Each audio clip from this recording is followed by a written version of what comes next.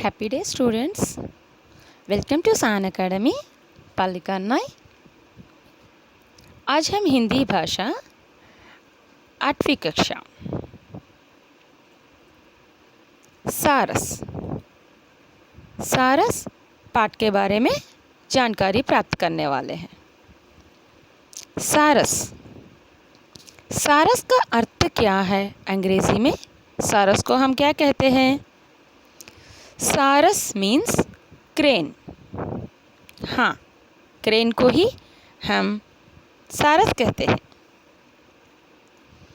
दोस्तों, क्या तुमने कभी कोई सारस का जोड़ा देखा है? अब यहाँ पे देखिए, ये खेतों या दलदली जगहों में साथ साथ घूमते रहते हैं। कभी कभी उनके साथ एक दो बच्चे भी होते हैं। महाकवि कालिदास ने भी इन्हें नदियाँ, सरोवर और बाग बगीचों में उड़ते घूमते देखा। मधुर आवाज़ में गूंजते हुए भी सुना था।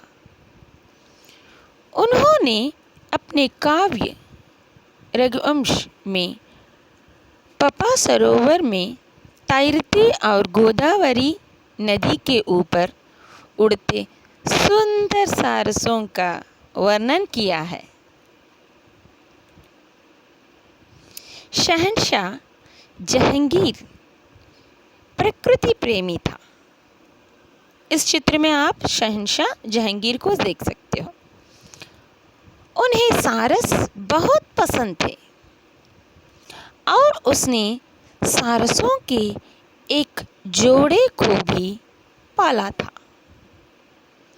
हमारे देश में 3 तरह के सारस पाए जाते हैं।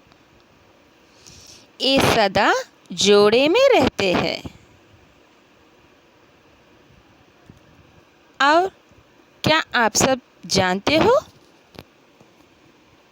सारस क्या खाते होंगे? जरा सोचो तो सारस क्या खाते होंगे? इस चित्र में आप देखिए, ये नदी, तालाबों और दलदल में वनस्पतियाँ, कंदमूल, कीड़े मकोड़े, मेंढक आदि खाते हैं।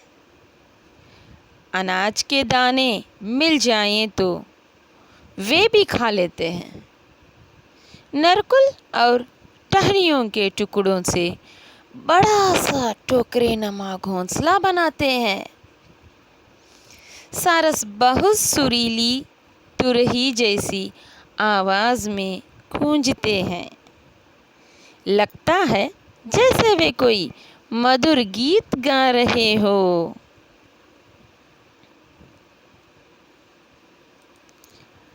मादा सारस हल्के हरे या गुलाबी रंग के अथवा भूरे धब्बों वाले 2 अंडे देती है।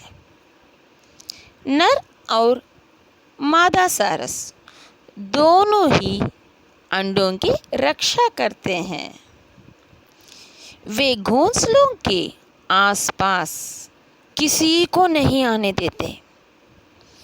कहते हैं कि सारस जीवन भर एक दूसरे का साथ निभाते हैं। अगर जोड़े का एक सारस मारा जाए तो दूसरा उसके दुख में प्राण दे देता है। बहुत उदास की बात है ना? पक्षी होकर एक दूसरे से कितना प्यार करते हैं।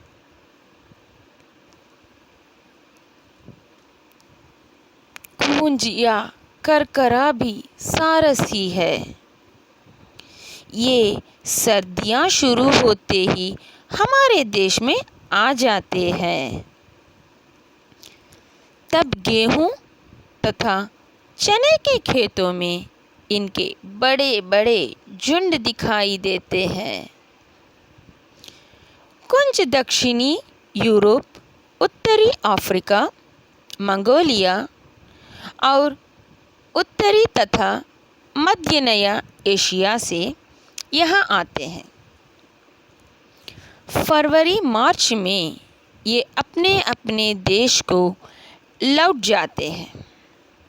ये पक्षी एक दिन में सैकड़ों किलोमीटर लंबी यात्रा कर लेते हैं। तुम्हें देखते ही पता लग गया कि कौन सा सरगुंज है, इसलिए कि सारस की गर्दन, सिर और पैर लाल रंग के होते हैं, जबकि कुंज के पैर, पंजे, गर्दन और सिर काले रंग के होते हैं। सारस की तुलना में कुंज छोटा भी होता है। ध्यान से देखोगे तो गर्दन के लंबे काले पंख नीचे छाती पर भी फैले नजर आते हैं। जब ठंड शुरू होने पर सामान्य सारस भी बड़ी संख्या में हमारे देश में आ जाते हैं। ये आकार में कुंज से थोड़े बड़े होते हैं। इनको भी तुम साफ पहचान सकते हो, क्योंकि इनका सिर काला ज़रूर होता है, लेकिन आँखों के पीछे सफ़ेद गुच्छा नहीं होता। गर्दन के पीछे लाल धब्बा होता है। कुछ साल पहले तक हमारे देश में सुंदर साइबेरिया से भी सारस आते थे, लेकिन पानी और भोजन की कमी के कारण अब उन मेहमान पक्षियों ने यहाँ आना छोड़ दिया है। वर्ष 2003 में अंतिम बार साइबेरिया सारसों का एक जोड़ा भरतपुर आया था।